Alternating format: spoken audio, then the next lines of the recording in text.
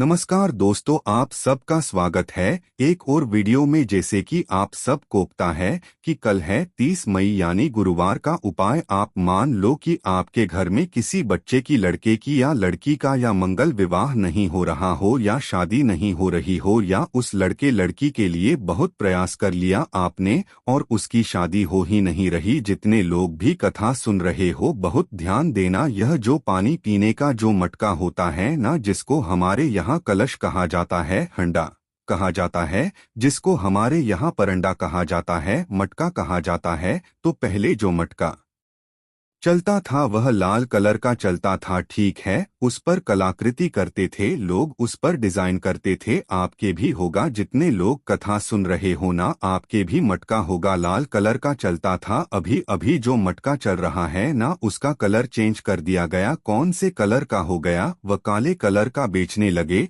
तो वह बेचने वाला क्या कहता है कि साहब, यह सफेद या लाल जो मटका है ना, इस मटके से मजबूत अगर कोई मटका है तो वो काला है। बोलो सही है कि गलत है? अरे बोलो तो सही है ना। आप कभी जाओगे बाजार तो कदेगा कुमार भी कदेगा, ये जो मटका है ना लाल वाला, इस लाल वाले मटके से मजबूत यह काला वाला मटका है। यह काला मटका है और महाराज इससे पानी ज्यादा ठंडा ये कर देगा। पर शिव महापुराण की कथा, लिंग पुराण की कथा कहती है।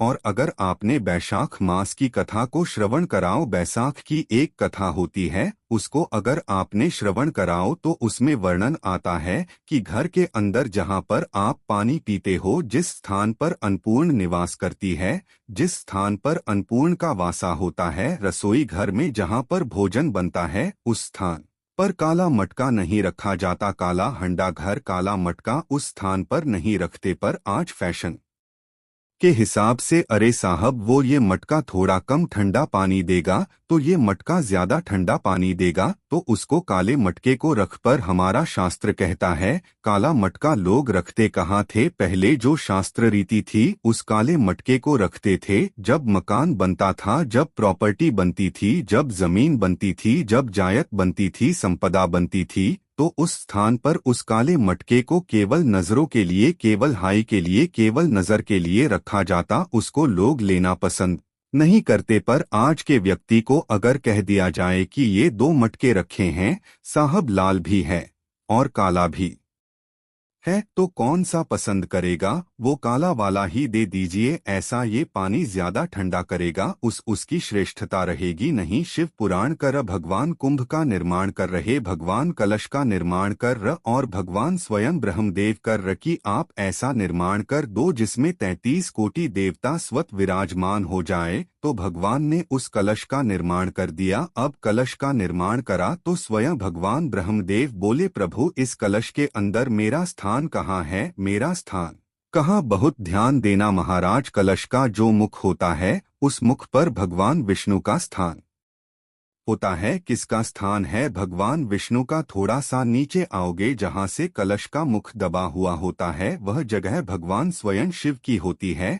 किसकी जगह है? भगवान शंकर की। कलश का अग्र भाग, नीचे का भाग जहाँ से फैला हुआ होता है, वहाँ ब्रह्मा का आधिपत्य स्थापित होता है। फिर कलश का जो नीचे का भाग होता है, वो भगवान शिव और शक्ति का स्थान होता है। कलश के बाहरी भाग में, जहाँ पर बाहर का हिस्सा होता है, उस कलश के बाहरी भाग में 33 कोटि देवताओं को भगवान शंकर ने लाकर विराजमान किया होता है। महाराज भगवान शंकर 33 कोटि देवताओं को निमंत्रण रण देकर उस कलश में विराजमान कर दी। कितना सुंदर है महाराज जी। उस आम के पल्लव की महत्वता को जानिए, बहुत बहुत ध्यान दीजिएगा। आम के पत्ते देखे आप लोगों ने? अरे बोलो जम के तो बोलो। देखें उसका प्रयोग कभी आप लोगों ने करा? आम के पत्ते का कभी प्रयोग कर देखिएगा। अभी तो नवरात्रि चल रही है। नवरात्रि में जब 5वां दिन नवरात्रि का रहे, चैत्री नवरात्रि का 5वां दिन र, और मान लो कि आपके घर में किसी बच्चे की, लड़के की या लड़की का या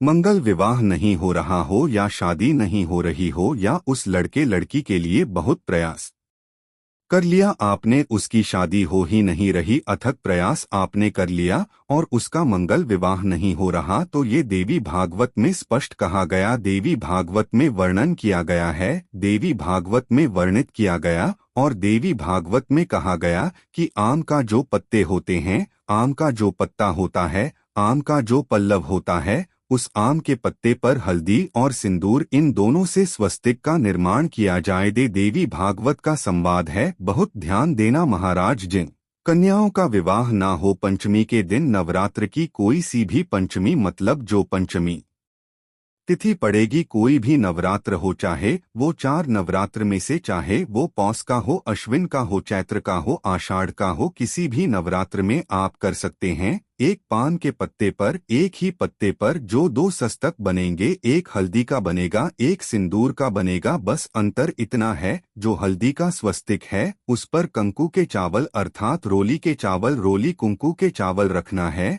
और जो सिंदूर का है उस परे हल्दी के चावल रखना है। इतना रखकर जिस लड़का लड़की का विवाह नहीं होता उसकी हथेली पर रखकर उसका नाम और गोत्र बोलकर महाराज उसको ले जाकर नीम के पेड़ के नीचे उसको रख दिया जाता है। मात्र 3.5 या 4 महीने ऐसे रहते हैं जिसके अंदर उस लड़का लड़की का विवाह पक्का हो जाता है। जिसका विवाह नहीं होता केवल उसी के लिए जिसका मंगल विवाह ना हो रहा। आम के पल्लव में शिव का वर प्रदान, आम के पल्लव में शंकर का आशीर्वाद, आम के पल्लव में शिव भगवान भूत भावन भूतेश्वर, मेरे शिव, मेरे करुणा सागर, मेरे शंकर, मेरे त्रिकालदर्शी, मेरे कैलाशी, मेरे भोलेनाथ स्वतः कह रहे, हरि रति तुम रोती क्यों है, तुम्हारे रोने का कारण क्या है प्रभु। मेरे पति के साथ ये आम का पेड़ भी जलकर भस्म हुआ। आम का पेड़ भागवत जी किस किस ने सुनी है, हाथ उठाओ जरा। जिन जिन ने भागवत जी सुनी है, आप लोगों ने सुनी है, भागवत रखिए, या अगर आप लोगों ने भागवत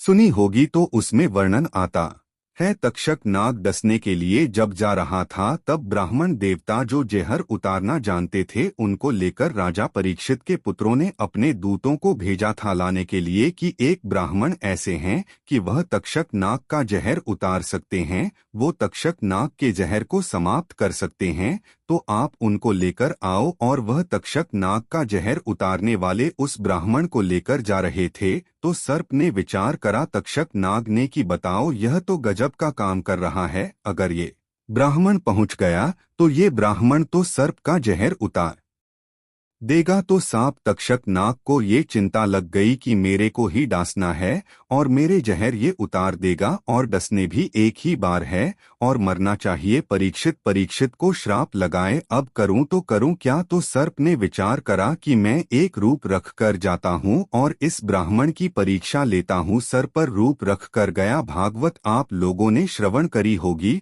तो जब तक्षक रूप रख कर गया और उस ब्राह्मण के पास में जाकर पूछा कि ब्राह्मण देवता यह बताओ कि आप कहाँ जा रहे हो, तो ब्राह्मण बोला आपको नहीं मालूम, राजा परीक्षित को सांप डसने वाला है तक्षक नाग और मैं जहर उतारना जानता हूँ। अच्छा आप जहर उतार दोगे? हाँ। तो किस लिए जा रहे हो? जहर उतारने के लिए। तो जहर उतारने क्यों जा रहे हो? तो कहाँ राजा है, राजा जब राजा का जहर उतारेंगे तो मुद्रा भी कितनी मिलेगी आपको मालूम नहीं है क्या? अच्छा ब्राह्मण देवता इसलिए जा रहे हो? हाँ। पर उसको तो किसी संत ने श्राप दिया है। अरे तो श्राप संत ने दिया है, हम ब्राह्मण हैं, हमारा कर्म है किसी को बचाना, तो हम तो बचाएंगे। अच्छा आप में इतनी सामर्थ्य है कि आप तक्षक नाग का झेर उतार दो। अरे तक्षक नाग आकर अगर मेरे सामने खड़ा हो जाए और किसी को डस ले तो यह पक्का है कि मैं जहर उतार सकता हूँ। अच्छा तो इतने में तक्षक नाग सामने बिल्कुल प्रकट हो गया और तक्षक नाग प्रकट होकर बोला बता ब्राह्मण किसको डस? मैं ब्राह्मण ने कह दिया तुम्हारी मर्जी पड़े उसको डसो। रोलेन को यह नहीं मालूम था कि पेड़ पर एक संत बैठकर साधना कर रहा था, तपस्या कर रहा था, और जब वह पेड़ जला तो वह संत भी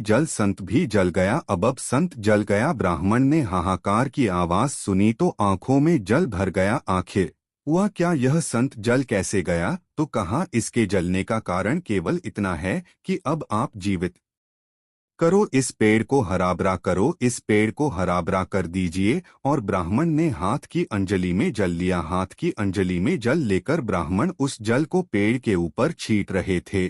तो सबसे पहले ब्राह्मण ने यह मन में सोचा कि भोलेनाथ शंभु त्रिकालदर्शी है, कैलाशी कृपा ऐसी करना कि सबसे पहले जो पेड़ पर जो संत बैठा था वो जीवित होना चाहिए, जो वृक्ष पर संत बैठा है वो जीवित होना चाहिए। हाथ का जल ब्राह्मण ने जैसे ही छोड़ा, छोड़ते से ही पेड़ भी हरा भरा हो गया और उसके ऊपर जो संत बैठे थे वो भी जीवित हो गए। जीवित हो गए तो तक्षक नाग को ये लगा कि इसने एक जले हुए पेड़ को जीवित कर दिया, वापस हराभरा कर दिया, और इसने ऊपर बैठे हुए संत को वापस जीवित कर दिया। तो ये पक्का है कि मतलब ये तक्षक नाग का जेर, मतलब मेरा जेर राजा परीक्षित को उतार सकता है। तो तक्षक नाग ने अपनी बात को पलटा और पलटकर कहा, महाराज जी हाथ जोड़कर निवेदन करता हूँ, जितना राजा परीक्षित के पुत्र आपको धन देंगे उससे 1000 गुना धन मैं आपको देता हूँ। ब्राह्मण ने कहा, ठीक है, अगर दक्षिणा से बड़ी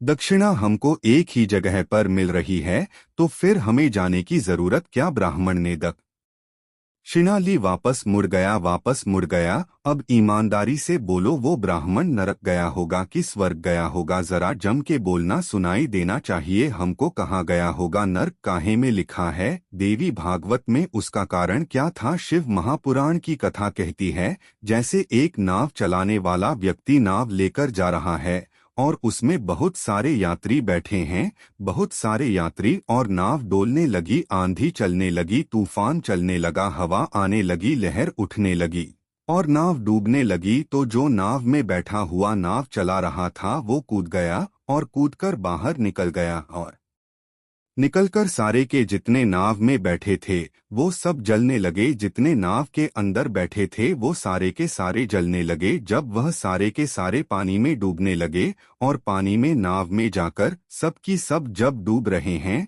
सब मर गए सारे के सारे। जो नाव में बैठे थे, जो तेना जानते थे, वो बा निकल गया। बाकी सब नाव चलाने वाला जब उसके प्राण छूटे तो उसको एक नरक नहीं मिला, कम से कम 94 नरकों में वह नाव चलाने वाला गिरा। शिव महापुराण की कथा कहती उस नाव चलाने वाले ने भगवान से पूछा है। वीडियो पसंद आई तो लाइक जरूर करे और चैनल को सब्सक्राइब जरूर करे।